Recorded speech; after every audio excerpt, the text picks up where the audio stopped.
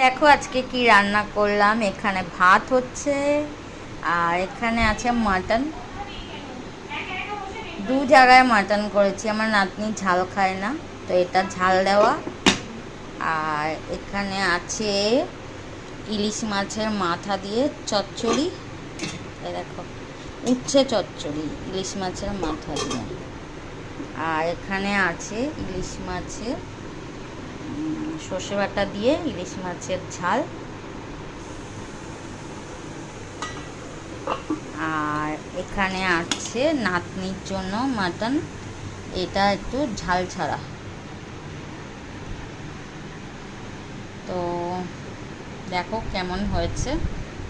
এই মাটনটা তোমাদের একটু দেখাই কেমন হয়েছে, একটু ঝোলটা একটু দেখাই। এই দেখো।